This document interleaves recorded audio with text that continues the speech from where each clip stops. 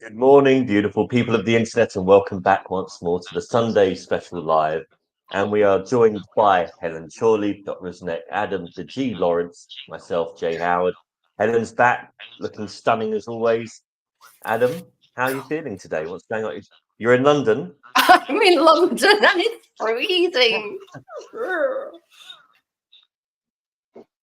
Yeah, we've got rugby after this, and it's 0 degrees here in the Midlands. So hopefully you've got a couple of degrees on us down there, H. But I'm hoping it's going to increase relatively quickly. It usually does this time of year, doesn't it? We're seeing the back end, but it's still a little reminder that there's a sting in the tail of winter. Perhaps that's the thing. So if I crack on with what's in the supplement this week, so standard sort of macro roundup, but it's always an interesting week when this is the week of the quarterly week where the Bank of England go around doing their regional breakfast briefings. So as regular listeners will know, I usually go to those if I can. There's not many that I've missed. There might be the occasional one that sometimes drops in a summer holiday or a half term or something like that. Not normally a summer holiday because no public sector workers work in summer holidays today, let's face it. But I sometimes miss the odd one, but I've made 95% of them for the last 7 or 8 years. And I'm the annoying guy who sits in the middle of the front row, attentively, the guy who talks to the Bank of England rep beforehand, the guy who talks to the Bank of England rep afterwards, the guy who asks of course I am. You knew that, right? And tries to ask the questions that other people aren't asking, which is probably the toughest bit. I got told off this week because I asked 2 questions. You're not allowed to ask 2, but I did get away with the second one right at the end, so that was good.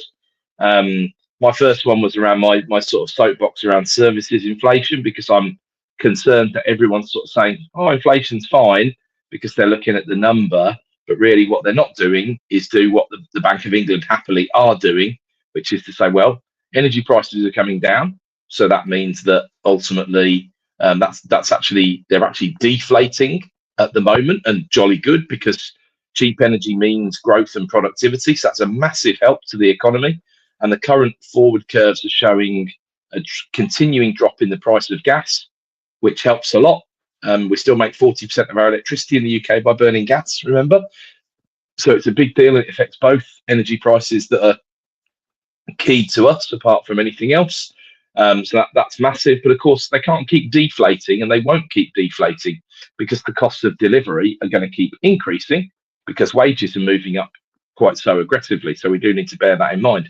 What we've seen, and what people maybe don't realise, the back end of last year, the reason why that CPI suddenly dropped so in such an orderly fashion from around 7 to around 4 was kind of threefold, really, because it was that drop in energy prices that felt massively, drop in food prices that resulted from the drop in energy prices, apart from anything else, and just things calming down in general, which obviously is a big factor, and consumption dropped massively as well, which is what led to there being a technical recession.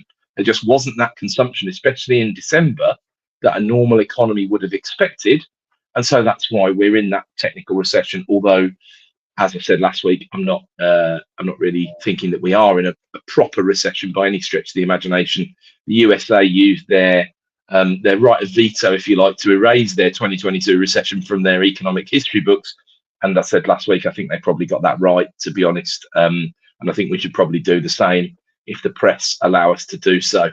That would probably be quite helpful. So when those stop going down, while services inflation is still 6.5%, my first question was about services inflation, and I was a bit worried because the bank rep said, well, it's coming downwards, but actually the last 3 months it's gone upwards. So I'm always a bit concerned that, the devil's in the detail, and it really hasn't come down in the same way that any of those other things we're talking about have. And remember, it's 47% of CPI. He tossed into the mixer that wages are also expected by large company owners to be up in the sort of 5% plus bracket this year, which again, this is not congruent with the 2% inflation target.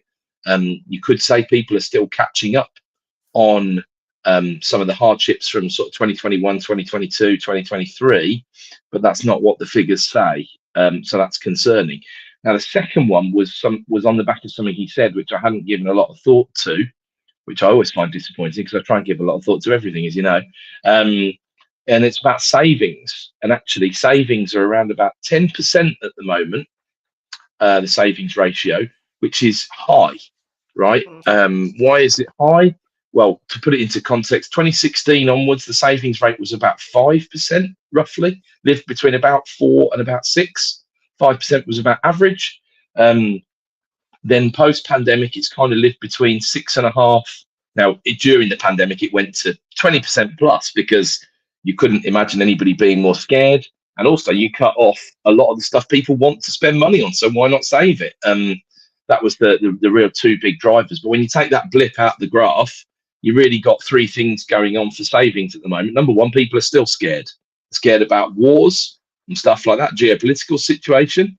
And then number two, they're also worried about the employment landscape. So for those who don't know, the figures that we all rely on so much to look at unemployment are pretty much up the spout at the moment at the ONS. And they're revising all of this and releasing a new labour force survey. But of course, being a government department, or I should say non-governmental organisation, sorry, completely independent of the government, of course they are.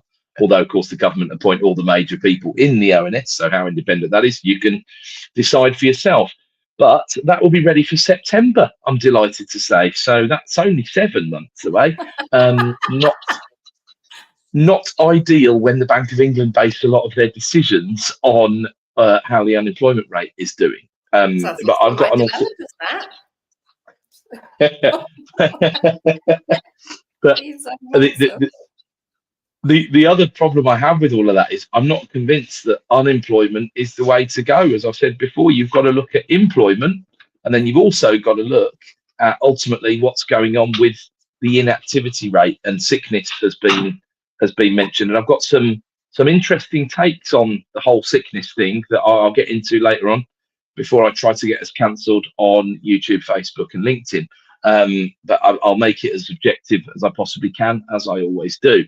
So that was the meat of the questioning the grilling that I gave the rep, really, and he did a very good answer on the savings side of things. And like I said, so they're expecting savings to go up from the 10% that they're already at the moment. Now, economics in some level is quite simple sometimes, and in this instance, it's quite simple as well, because from an economic perspective, there's only really two things that consumers do in this particular definition. They consume or they save. It's one or the other. So if 10% is being saved, 90% is being consumed. If 5% was being saved, 95% is being consumed, right? Now, we're talking about really, really, really, really big numbers here. Because consumption is, around about 62 plus or minus a bit percent of GDP, depending on whose measure you look at. So GDP, 2.5 trillion pounds these days after inflation and all the rest of it. So you're talking about 75 billion quid or so if you take 60 odd percent of 2.5 trillion, and then you take a 5% differential of that in between consumption and savings between pre-pandemic and post-pandemic.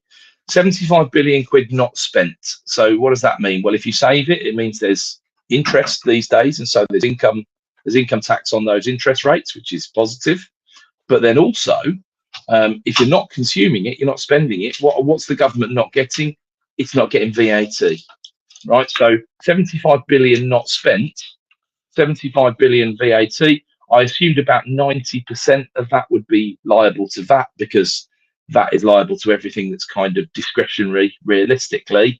So we're talking about a differential of about 13.5 billion quid of tax, which is before you consider not just VAT, but employers' national insurance, all the other associated taxes with producing more goods and services, apart from anything else. And then, of course, there's the multiplier effect, as it's known in the economy, which layers that up and up. So savings is bad for the government, and the government would rather that only 5% was being saved rather than 10%. I actually think Jeremy Hunt being in number 11 is probably the best person for trying to engineer this sort of thing. It's the sort of thing that his Treasury have been really, really good at. But ultimately, if people are worried, you can't force them to consume.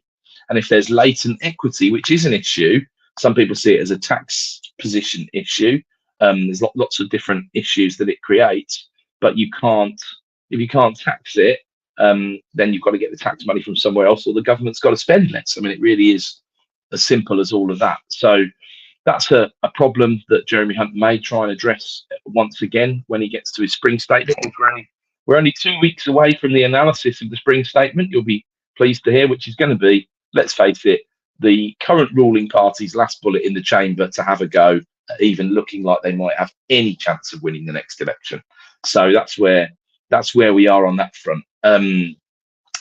Talked a bit about bond yields, as I always do. So around about 4% is the yield that we're swimming around at the moment. We closed the week below 4, even though the one positive piece of news this week for the economy was that the PMIs, the Purchasing Managers Indices, that I like to talk about so much, the flash PMIs were out, and they're showing that services are still doing really well, which, let's face it, is going to continue to be inflationary and is going to continue to keep that inflation rate up higher than they want it to be, apart from anything else.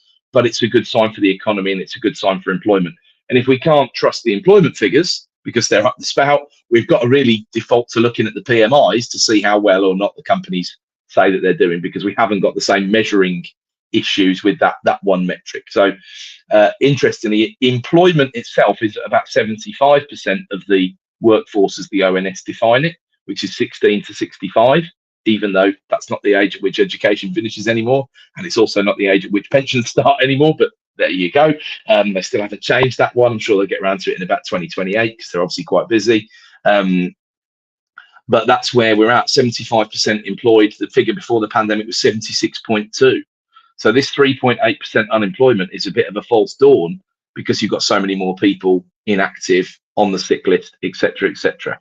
And as I say, I've got a bit more to say about that. But that was the macro piece, which then what perhaps maybe people don't realise, I haven't gone into this in any level of detail before, but I did this week and really enjoyed it, to be honest, because I am that sad. So the Bank of England every quarter produce a monetary policy report. They have 8 meetings a year, but only after 4 of those meetings do they produce a full report on the state of the economy. So it's quarterly, right? Now, when they do that, they then go in and speak to the Treasury Committee, which is made up of 7 or 8 MPs who are involved in the Treasury, who question them accordingly. Now, no one really, when they think about it, will be too surprised to hear the first question that the Bank of England committee. So they went in with the governor, Andrew Bailey, who, again, long-suffering listeners will know, not highest-rated economist in my books, let's face it. Ben Broadbent, the deputy governor, extremely experienced economist, lots and lots of miles on the clock. There's some amusing stuff around him and Andrew Bailey agreeing on every vote, which they got accused of groupthink, which I thought was funny, because I think Bailey just copies Broadbent, is what goes on. It's nothing to do with groupthink. Bailey doesn't know what he's doing, so he copies the best guy or the longest serving guy. It's a pretty good tactic, but they're onto him on that front, unfortunately. Although I'm stunned to say that Bailey actually, against a couple of the MPs, he made absolute mincemeat of them, which to my end just made me realise just how poor the standard really is, even in the Treasury, of some of the front bench ministers, which is pretty tragic, to be honest with you.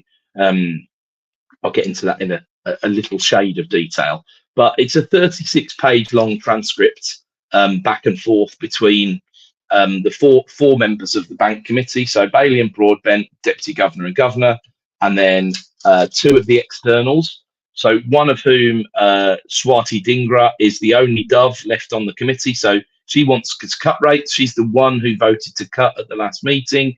And then Megan Green, who is another external from the US, who's the one who changed her vote from raise to hold at the last meeting. And I'm becoming a Megan Green super fan. 90% of what she says, I'm like, this woman really, really gets it. And I'm so glad that she's on the Monetary Policy Committee, because she is talking absolute sense at this time. She brings experience from the US. So she also brings intercontinental real life examples of what the Fed's done over time, which hasn't been perfect. So I could probably put the MPs into 3 buckets who asked the questions on the committee. One, which Therese Coffey, who, how she's ever been a front bench minister, I have got no idea, frankly. Bailey made a complete mess of her. She quoted a few things which are just simply inaccurate, which she might as well have put them straight in the shredder. And then when she did score her 1 point, which was basically that Bailey and Broadbent always agree with each other, she then went to correct something else that they'd said, and they had to explain in kind of 5-year-old language why she was wrong, because she hadn't interpreted it correctly. So that was a bit embarrassing. At the other end of the spectrum, there's an MP, I can't remember his first name, Barron. He asked some absolutely magnificent questions and really sort of held their feet to the fire accordingly. Unfortunately, the problem is the committee really wanted to know the answer to one question: when are you putting rates down? Now, that's the question that everybody wants to know the answer to. But of course, their driver for finding that out is when can they start trying to win the election, because rates are coming down and they can claim victory. That's the only reason they want to know, which is unfortunate, because I'm a bit more interested in economically what's going on in the country. Now, they got into, why did Dingra vote for rates to go down? Now, she's got concerns over tightening, staying high for too long. And she raises the good point that you've got to forecast forward, which of course all the committee are trying to do, but she's worried that we might be over tightening if we hold rates for much longer. The way that Bailey sees it, which as I say is probably the way Broadbent sees it, is that about 70%, you know, we say it takes 6 to 24 months for the rises to kick in properly. About 70% of the incidents of the rises have kicked in so far.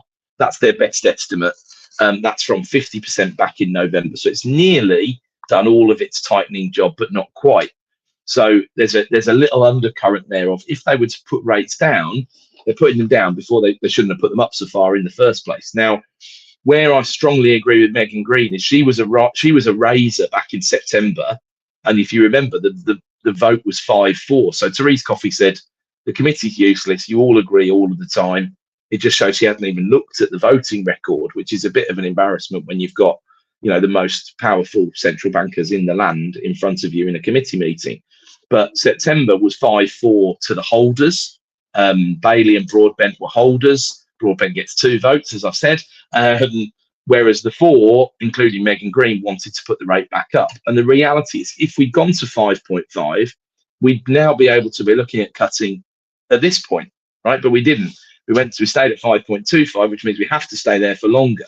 Now, Megan Green's take on this is, if we start cutting now, we risk having to put rates back up again. And this is similar to the US economy in the 1980s. There's been a lot of chat about the 70s in the UK, which is somewhat valid, although we've got much better price controls. And the independent central bank has made a much, much better job of this situation than the governmentally controlled central bank did in the 1970s. So she wouldn't want, at the point is, she wouldn't want to cut, because then if you did cut too early, you've got to go up even more for longer and longer and really do some damage to the economy. Which I like that. I like that line of thought. As I said, I'm a bit of a super fan. Whereas Dingra said, well, hold on, what about productivity? Right? What about the figures that are coming out? We know that the labour market is problematic, because we know that productivity is problematic, because, and what wasn't said, but what I like to consider is, what wasn't said is that ultimately we were talking about minimum wages going up massively, benefits are going up massively, pensions are going up massively, right? Productivity is a really simple formula. Ultimately, it is just what you get, what you put in and what you get out. Yeah, that's the it's just the ratio of those two things. So if the cost of your inputs go up quite considerably, your productivity drops unless your output goes up accordingly. And that's one of the reasons why there's inflation. If employment costs go up 10%, and ultimately if prices don't go up 10%, you've lost productivity, unless you can find cost savings somewhere else in your cost base that balance out your labour costs. So of course it depends what sort of business, what sort of sector, what sort of all the rest of it that you run. So that's the puzzle. And Dingra basically said, you know, what's interesting about productivity is that these changes that there are not evenly distributed. So actually in lower income areas, ultimately you have more of a challenge with pushing wages up further, because there's much more of a drift from the active part of the employment market or the seeking market to the less active, inactive, sick list, all the rest of it, in areas of lower socio-economic demographic. Now, I reframed that and said the bit that the Bank of England committee can't say, and said that ultimately there's probably 4 ways you can start concluding things from this. Number one, if you're in a poorer area, you're much more likely to go on the sick if the opportunity presents itself. Now, that is about as Suella Braverman as I can get, really, because I don't live on the far right particularly, but I know that some people will be asking themselves that question and pointing that out. The UK has got more people on the sick list in the interim than any of the other big westernized economies. I'm not sure there's any particular reason why that should be the case. And ultimately, in my heart, I do believe people behave as they are incentivized. So that definitely comes into the equation. And I remember a conversation I had with a business partner of mine when furlough was roaring on, and he said, I can't believe it. You know, I'm speaking to all these people, they're on furlough and they're delighted. They're delighted to be on furlough. Some of them had to have a pay cut and all the rest of it, but they're sitting at home, they're not doing anything, they're getting paid. And I said, well, hang on a second, mate. That's what most people would quite like that. You know, if there was universal basic income, but that basic income was £10,000 a month, there wouldn't be many people who went out to work. I mean, I would, and I think the assembled company would probably, but that's not particularly typical. The reality is most people would take the money and then perhaps, you know, people would do charity work, people would perform in the arts, but it's a moot point, because we can't have £10,000 a month each from nowhere, because there is no magic money tree apart from anything else. But I come back to the people will behave as they're incentivized. And actually, the other point, that the Conservatives have done so much for low pay in this administration in terms of income tax. They've absolutely transformed the landscape since 2010. You know, although the tax burden is very high, income tax is lower, right? The income tax burden is lower, and a lot of people don't realise that. They've massively increased the personal allowance. There's still problems with, you know, you go to work and you lose 55% of your universal credit for every pound that you earn. So you're taxed at 55%. There's this other massive cliff that's appeared in the tax system because of taking away tax-free childcare now. So if you earn there's a ridiculous number where you're better off if you've got 2 children or more, and they're in full-time childcare because you and your partner are at work or whatever, you're better off on 99k than you are on 134k, because at 100 you start to lose your personal allowance and you lose that tax-free childcare. So this is a nonsense, and that needs to change. And there are people coming out the woodwork saying, hiya, I'm 150 grand a year employee, but actually I work 3 days a week now for pro rata 90k, because I'm better off and I'll have those extra 2 days a week off. Thank you very much. Which reminds me a little bit of that situation where doctors were leaving the NHS because if they carried on, they were actually paying to work because they were getting penalised for their pensions. So I'm hoping that our great leader, Mr. Hunt, is going to sort all this out on March the 6th when he sorts the budget out. It's quite a big ask, let's face it, but let's see what happens on that front. And I think the some of the Treasury Committee gave me a bit of hope that we've got some fairly smart people in and around the House of Commons and number 11 Downing Street on the bright side. Some of them people must just want to just put their head in their hands when they say some of the things that they say. I mean, they say when you go to a board meeting, you're supposed to put it in language that a 5-year-old can understand, right? And that's the way it should work. But yeah, some of it was a bit depressing, to be honest with you. But where we ended up is ultimately, what are the bank willing to say? They're willing to say that ultimately they're going to cut rates at some point a bit, which they won't say when. And the biggest conclusion really is they're comfortable with what the market thinks the interest rate path is, which is a total departure from the last 2 years worth of market interest rate predictions. And in fairness to the bank, they have been more accurate about what would happen to the base rate than the market has been. They have been more accurate. The market's gone over the top, it's been over emotional, it's done all those things that markets do, which is good, because if the bank's on board with it and the market's on board with it, it does look a lot calmer. And remember, they're happy if inflation comes back down to 2% over the course of 3 years. And as I've said before, we all know that 3% plus is a more realistic and attractive rate of inflation at the moment. 3% is okay, 4% is risky, 5% is really dangerously bad, apart from anything else. So that needs to be borne in mind.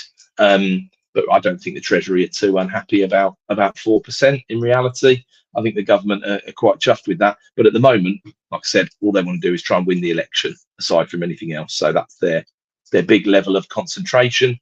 Can they do it? It's going to take something else for them to do it, especially after that brawl, or whatever you want to call it, in the House of Commons, the verbal brawl earlier this week. Whether we're looking for a new speaker and all the rest of it. It did make me think about the point that I've made a number of times recently. But I did have one more point I wanted to make, and that's a long summary, but it was a super long supplement this week. But there is a chance of a Big Short moment here.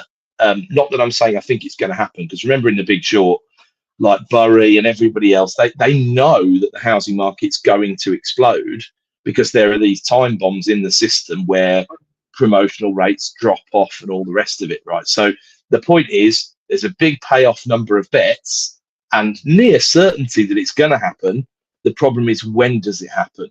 Yeah, that's basically the plot of the Big Short, isn't it? If you haven't seen it 25, 50 times like I have, or whatever, that's pretty much what everybody's expecting. So is there a Big Short moment here? No, probably not. But would there be a good value bet here?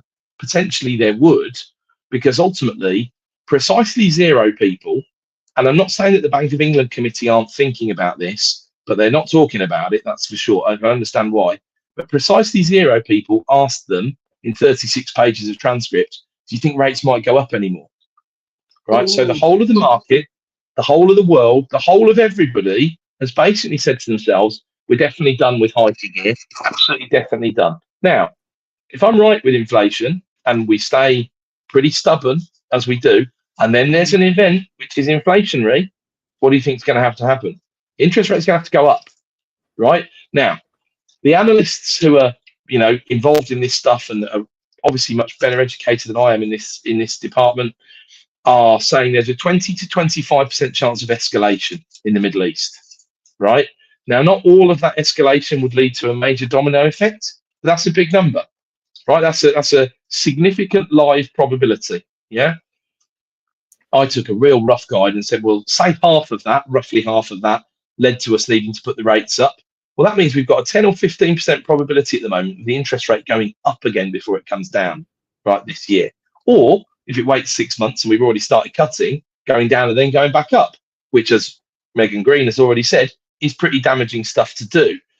And that was assigned precisely 0 lines, 0 words and 0 airtime in the Treasury Committee extensive questioning that went on of the Bank of England officials.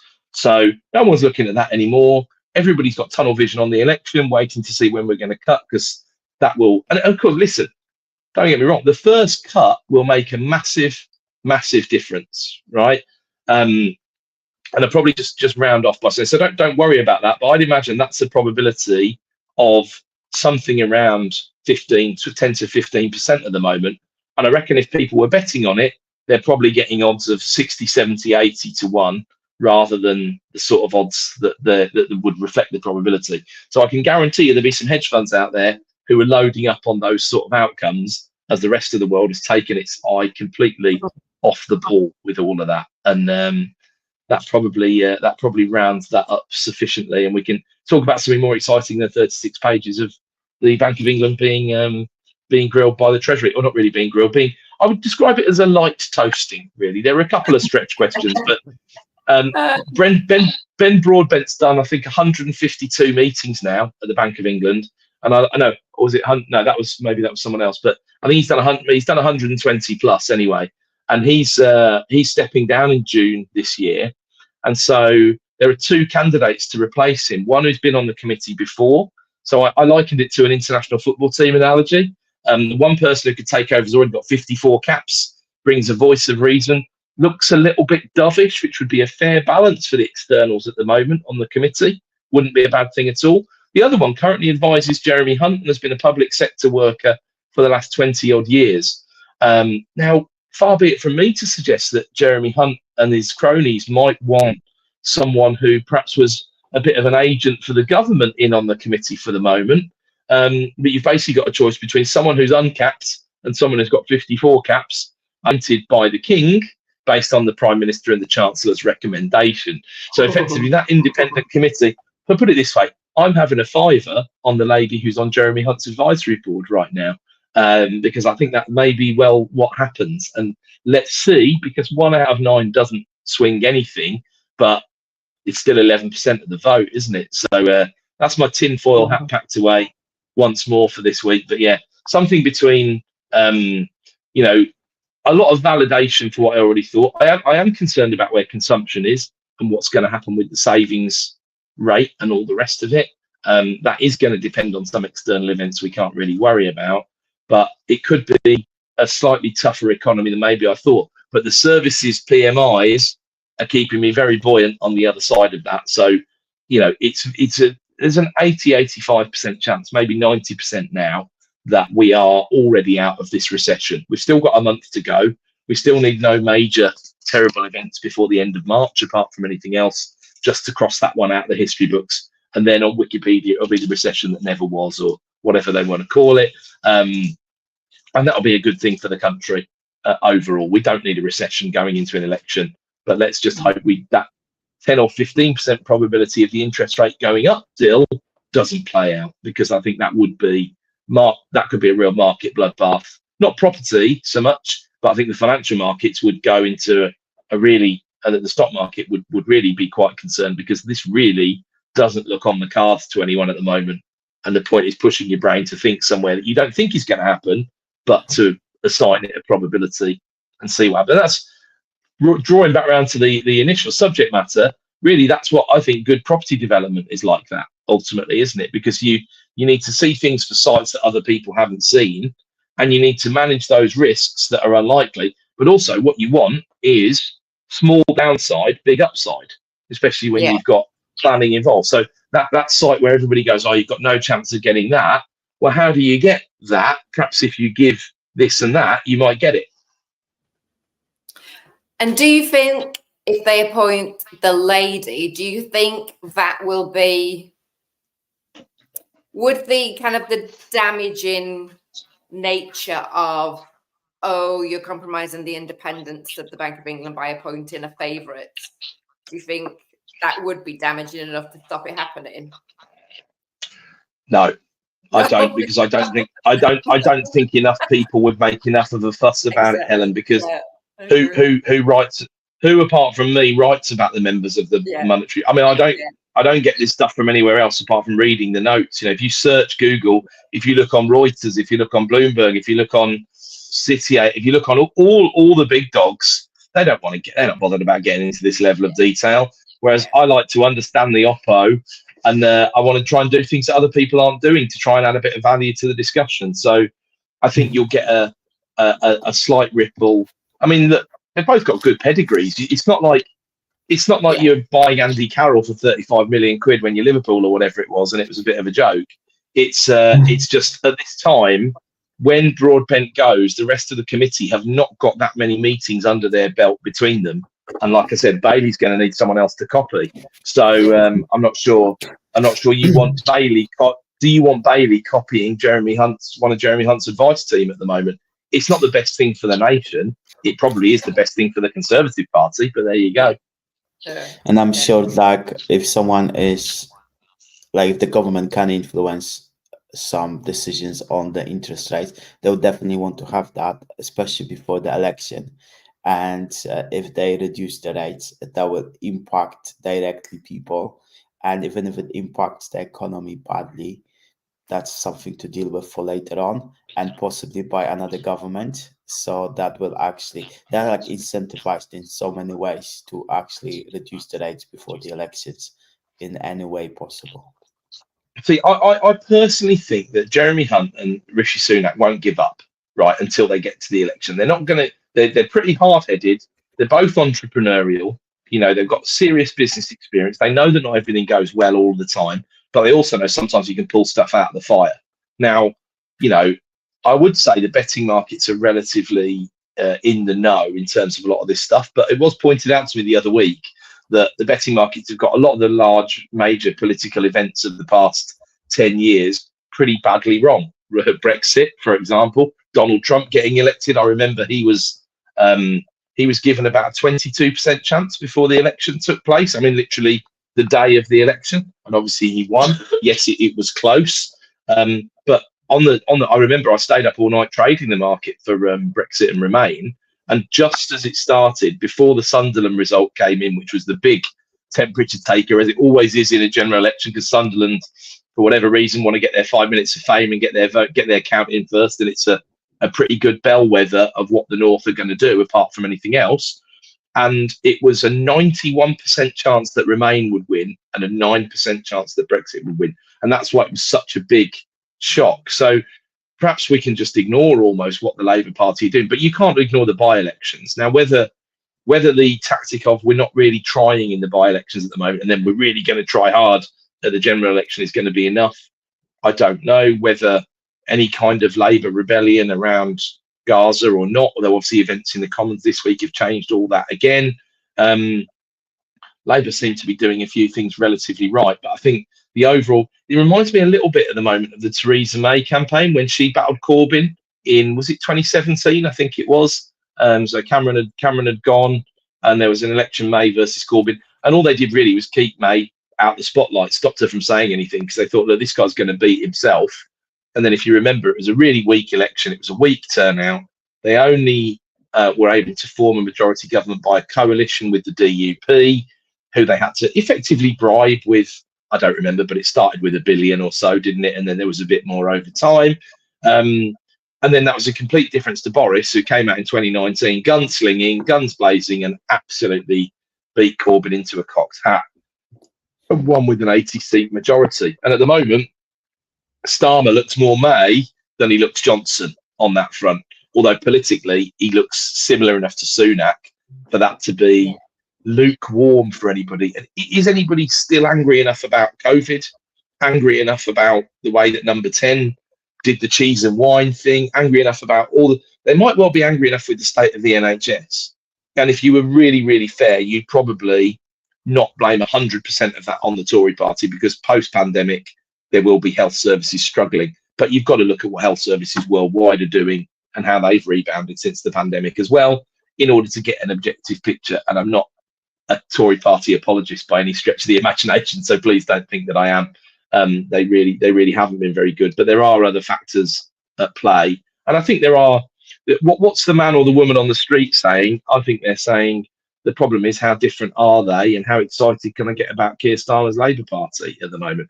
I think when Angela Rayner starts cranking up the voice box near the election, I think the people who are more on the left will start getting more excited, because she'll start saying all sorts of relatively inspirational, drum-beating things that will appeal to the left-leaning ideologues, which might move a few more people. But also there is that, I mean, for those of us who are absolutely in the shaker to vote Labour, if they come out with the right policies and all the rest of it, certainly my fear would be that Starmer gets nudged aside and then some of the lunatics take over the asylum. And that's something I'll have to reconcile in my own head before the election, without a shadow of a doubt, because Tories definitely don't get my vote as of right. In fact, I've only ever voted for them once, and that was Boris in 2019. And look how well that went, realistically. But there we go. There we go. Do you think there's anything a bit, perhaps not the right word, but sinister in the ONS? They can't sort themselves out till September on the unemployment numbers. Really? I think it's just public sector, that people accept that in the public sector, whereas you and I would just chew you out for doing anything like that. I mean, I think there was a guy, I don't remember his name, I think it's James Jenkins, but don't quote me on that. But he worked in the ONS, and he's one who's come out. You might have seen some of his stuff around excess deaths and COVID and stuff like that. And he came out, yeah, and he came out and said what he thought, and had a bit of a platform for about 5 minutes, and then got shut down. Whether there's anything sinister behind that, he maybe came out a little bit too early, and it would have been better as a best-selling novel released in 2025 than it was in a whistle-blowing kind of attempt. So I think, look, ordinary geeks and nerds work for the ONS, right? That's the sort of job that it is. If you see the way their rhetoric works, they love what they do. I think the idea that they are controlled by the government is a bridge too far.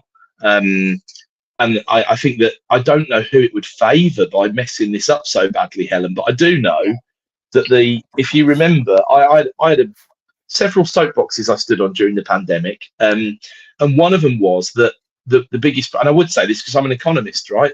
But all the big decisions were being made by the chief scientific officer and the chief medical officer and Boris. And let's face it, Boris was just doing what those two told him, or what was politically expedient, because that was his job ultimately, and he was pretty good at that side of the job.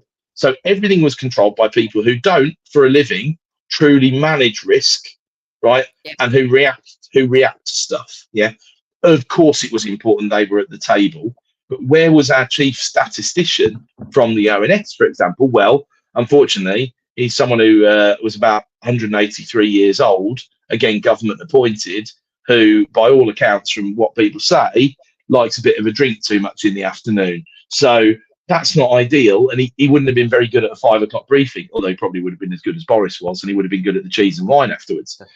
But to not have someone breaking down the figures and explaining, let alone our chief economist, which of course we don't have, we'd have to rely on the Bank of England's chief economist, who at the time would have been Andy Haldane, who's brilliant, who'd also been there for about 30 years at the bank. He would have been ideal because he could have made some points like the sort of points I was making, which is, if you lock people away for all of this time, what impact is there going to be on their physical health? What impact is there going to be on their mental health? Are you just kicking the can down the road in terms of there's going to be all these deaths in the future? And of course, now we're sweeping up the pieces in schools, in workplaces, personally, all the rest of it from COVID PTSD or whatever you want to call it. It's a massive widespread problem, in my opinion, and it was predictable, and it should have been balanced against, once we've got through that first point of we really don't know how bad this is going to get, and we've gone over the peak in mid-April 2020, policy should have been completely different, and someone should have had a set of you-know-whats in order to, could happily have been a woman, of course, so it wouldn't have to be cojones, but the metaphorical cojones, if you like, that's all they would have needed in order to make some bigger, better decisions that they could have justified, rather than getting blinkers on and tunnel vision, and also signing off policies that basically say, let's spend all this money on advertising by the side of the road and on radios, and our goal is to scare the crap out of people. I mean, what sort of tactic is that? What sort of way to run a country is that? It's nonsense. And the actual, if you just want to boil it down to money, the economic cost of doing something like that is hundreds of billions of pounds in terms of productivity, in terms of mental health support, in terms of the sweep up, if you like. We had that big sweep up operation that we had to do, and then we elected Liz Truss. And I say we, any members of the Conservative Party who voted for her. To be clear, that is not me. I was quite aware beforehand she was going to be a bit rubbish, and I was disappointed that she was so much more rubbish than I thought she'd be.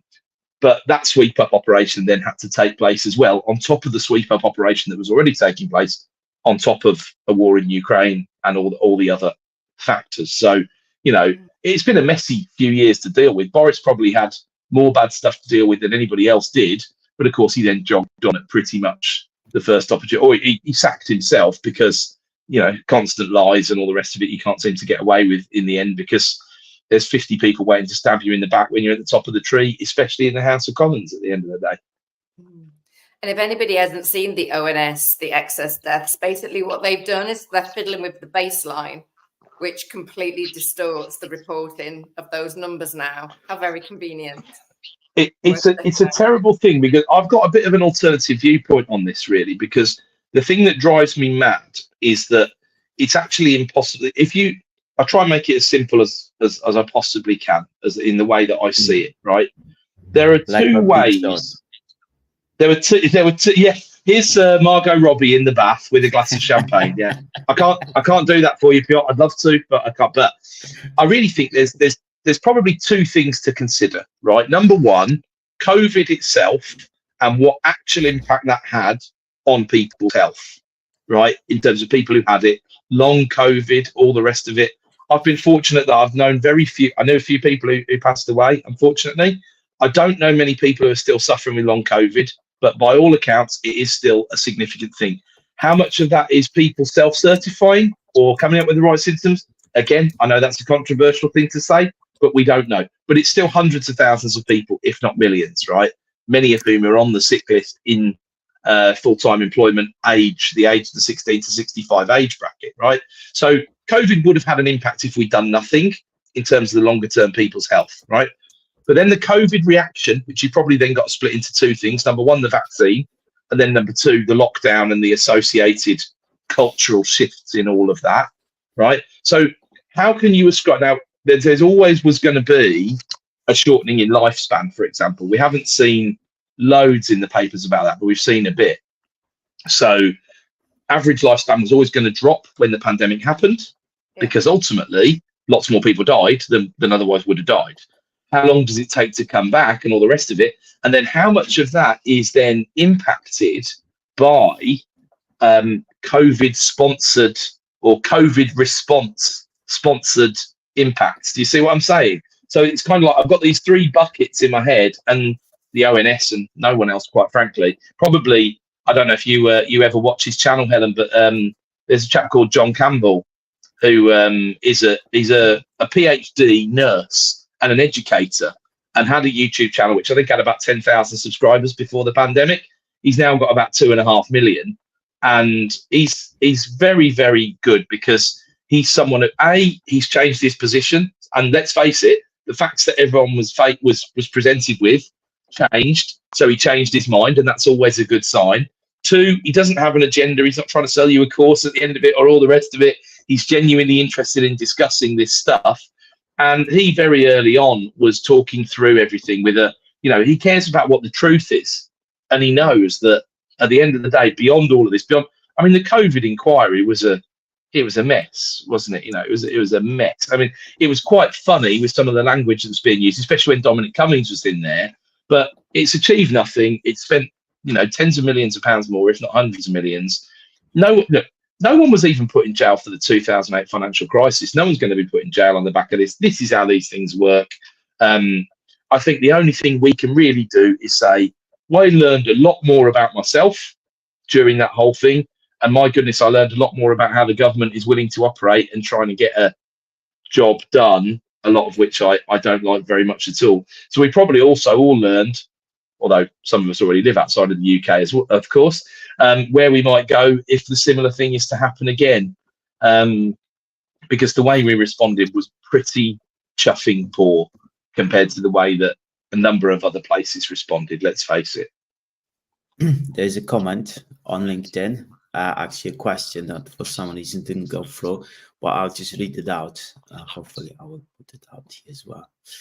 So do you think Sunak will trigger some type of war action in the Middle East as an eco move to give him the perceived sense of power and the party a boost?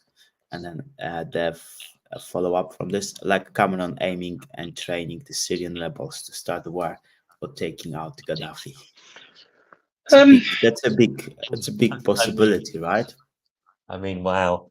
What a way to frame it.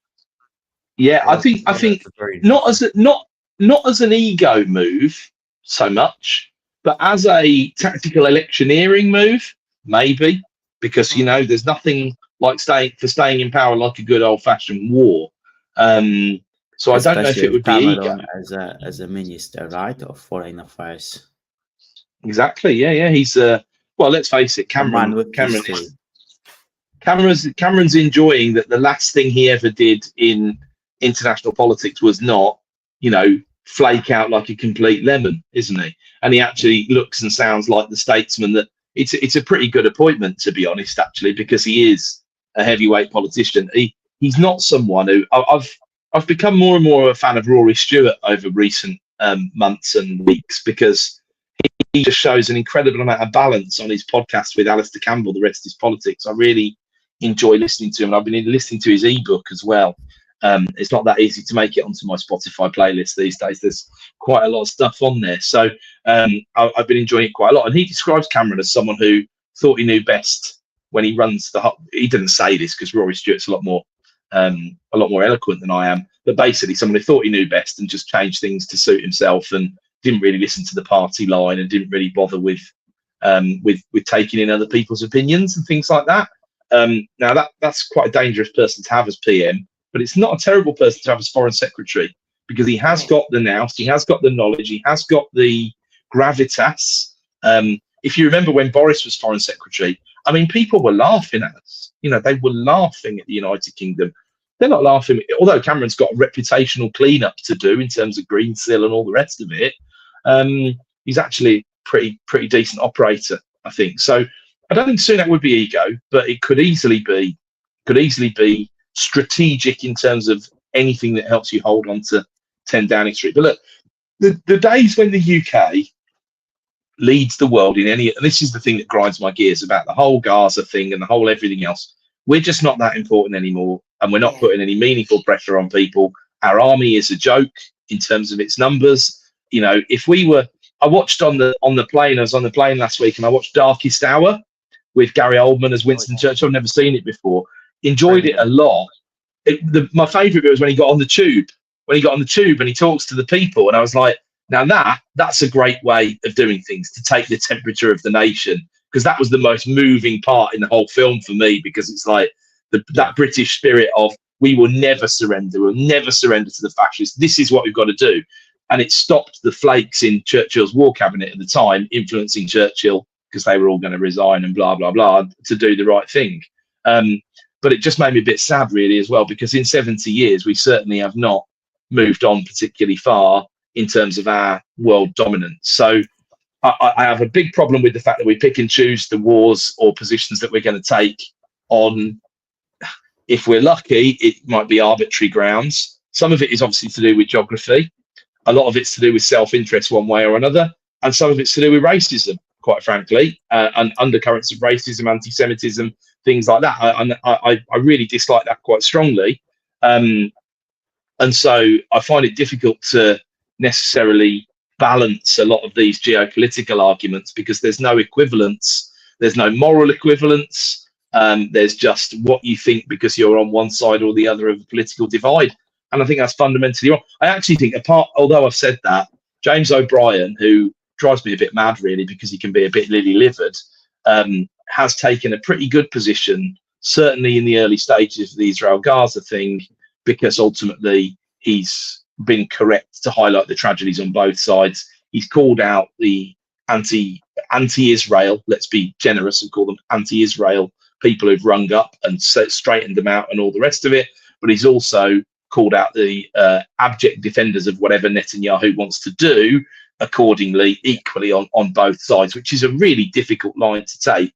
But I believe it's the only morally correct line to take. But how important are we in these decisions? Look, when's the last time we started a war? You know, we get involved in other conflicts, sometimes really badly. Sometimes we do okay, like we did in the Balkans, and that in the 1990s. And I mean, Afghanistan, utterly tragic. Iraq, utterly tragic. And you know, we may follow the Americans in these days. All we can do is make the tea, probably. Yeah. I mean, we're so powerless in comparison to their utter might. So a huge amount, let's face it, and this is another reason why I think the election might be earlier than the American election, apart from anything else. If Trump gets in, different stuff's happening, right? We all knew he was going to smash Haley last night, even though it was in her home state or whatever. That's happened. No one's surprised. He's the candidate. That's where it is. They're not going to stop him. They're not going to be able to get him in jail in time. They're not going to do all of that stuff. It's him versus question mark at the moment, isn't it? Because the bigger question mark's over Biden and whether that's really going to happen, or whether we're looking at Newsom ex-Obama, or I just still think it should be The Rock myself, because I mean I can literally see if January the 6th happened again, he'd be there giving Donald Trump rock bottom. Do you know what I mean? He'd be there. I've pinned my hopes on Dwayne Johnson for many a long year, to be honest, but it's got to happen. It's the United. I always thought Hulk Hogan would have a bid one day, to be honest with you. I really did, because you know it's the ultimate sports entertainment American hero. But sadly not to be. I was talking to somebody yesterday. They're out here in Portugal with us, and they had said it's a shame that Arnold Schwarzenegger can't run for president, because look at what he's done for California. obviously he's Austrian, so he can't. But it does kind of, when you start talking about wrestlers or Mr. Universe or whatever it is, you have to give it to him. He had a plan and he followed it through. Yeah, 100% agree. And what would you, if you pointed to one thing about Arnold, although he may not be the world's greatest role model in terms of a wholesome family figure, in fairness, his mindset is just unbelievable. Absolutely. He's one of the top people in the world when it comes to mindset, realistically. I've seen such incredible pieces from him, about him. Motivational stuff is magnificent. But even some of the comments he's replied to people who've made some pretty stupid, pathetic, small-minded comments on stuff online, and his replies are just utterly magnificent. But yeah, I hear you. But the chance of that happening, the chance of the 28th Amendment or whatever we're on by now of the Constitution in order to facilitate that, I can't. Even if it is Arnold, it's not happening, is it? Unfortunately. Next week we should start with a poll of who do you think should start in the election. Yeah. I mean, here's the thing with some of these the politics at the moment is there is either no good opposition or the current standing party is so poor that even in their own party they can't come to a decision as to who will be strong enough to lead. So you have a poor opposition, a poor person in power or in place at the moment, and you're left with very, very few options. And that's not just a UK thing. That's if you want to be Israeli critical, you could say the same thing of Netanyahu. He's just clearly has an agenda and doesn't really care about what the fallout of that is. You can look at America and you say, okay, well, this guy clearly isn't putting his own pants on in the morning. You can look at the UK and say, you could say so many different things. Is that the American pants or is that the British pants? Just to be clear. British pants. Both. I should have said knickers. That would have been better. He can't put his own knickers on. It's an issue that's pervasive. It's a big global issue at the moment. You look at Putin as well. I mean, someone's clearly not given him a hug when he was 4 years old. You know what I mean? There's problematic politics no matter where you look. I reckon imagine if our king had been in the SAS or the SBS. Do you know what I mean? That's the effective equivalent, isn't it? Realistically, I mean, it's some pedigree to go and do that job. That's for sure. But well, the history books reflect that the longer a dictator stays in power, the worse things get, and the more that they come apart at the seams. And there's countless examples of this over time. And this is just harking slightly back to COVID. The reality, the authoritarian regimes in the world have never had such a good time in the sun because they were able to make some pretty sensible, pretty significant decisions without taking the temperature of the people, right? And largely speaking, a lot of those authoritarian regimes, I'd put China to one side because they didn't cope with it very well at all. But who knows what the truth is and what's gone on in China over that whole event? I mean, you're never gonna get there realistically. But if you looked at places like the Emirates, or if you looked at places like some of the ex-Soviet nations, or places like that, authoritarian has never had so much time in the sun. But in reality, as time goes on, these things do tend to come apart. Ultimately, there's a reason why the Berlin Wall had to come down. There's a reason why communism didn't take over. There's a reason why Venezuela, despite having 27% of the world's oil, is, to coin a dictionary definition, screwed, apart from anything else. And it's because of poor governance, and it's because things aren't done correctly in those systems. And this is why democracy is the worst system apart from all the others.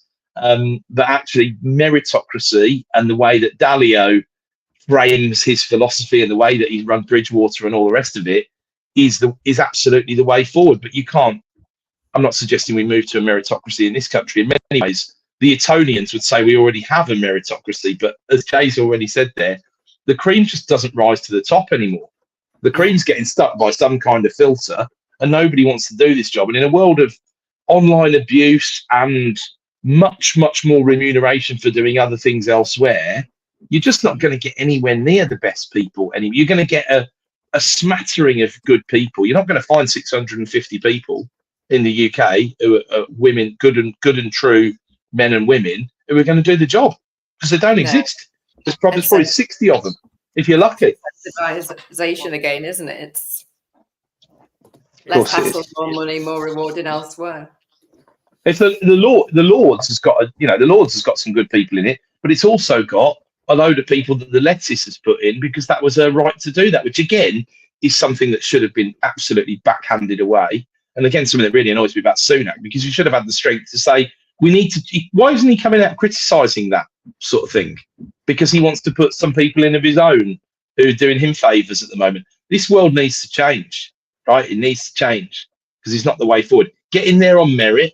Right, get the right people in there on merit. That Martin Lewis is going to go. I don't like Martin Lewis a lot. I think he's a bit oversimplistic, but I do think he'd be bloody good in the House of Lords because he's quite cantankerous and he'd be bringing up the right sort of stuff. Or most of the time, he'd be asking the right sort of questions.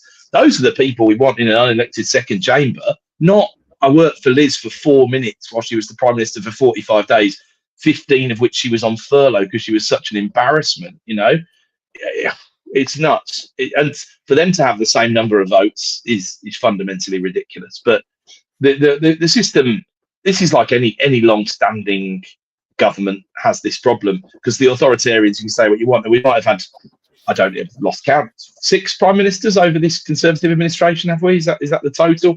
But ultimately, at the moment, the system does feel like it's got a bit of a cancer, and it needs some bloody chemo, doesn't it, to get rid of what's going on. Brilliant. Well, we need to wrap up this chat, otherwise we'll have this longer than Liz Truss's premiership. We'll get close. We're dangerously close. Well, it was a great chat. Really good. I don't know why some of the comments probably did not come through to the chat.